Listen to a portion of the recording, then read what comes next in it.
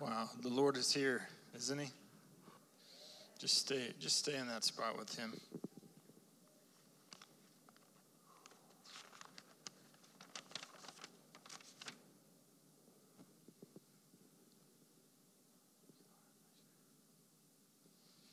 In the 100% likely event that I start crying, I just want to remind you that Jesus and I are criers.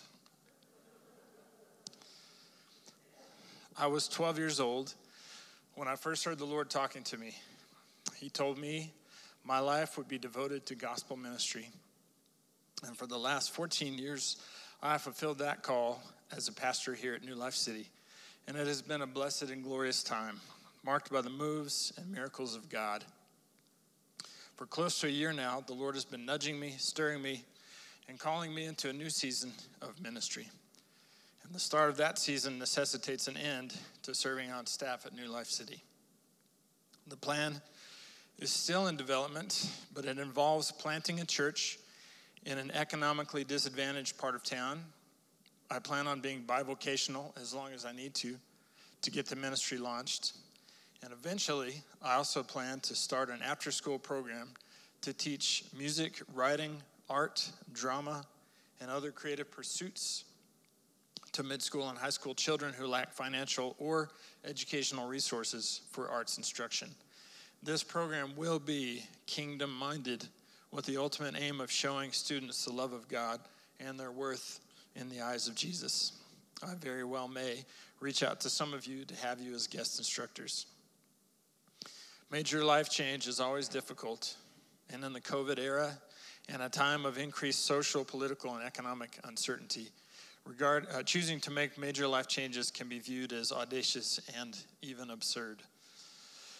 Regardless, my family and I proceed with peace and assurance from the Lord that this is what he's asking of us.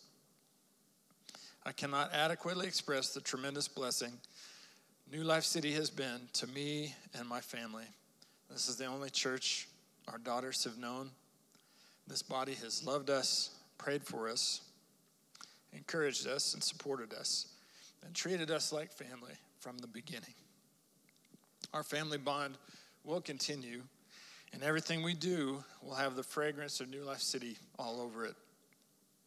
Pastor Allen and Mama Gail, thank you for loving us well, for publicly and privately speaking into our lives, for modeling a godly and faithful marriage, and for giving me a literal front row seat on how to cultivate a spirit-led church that functions as a family.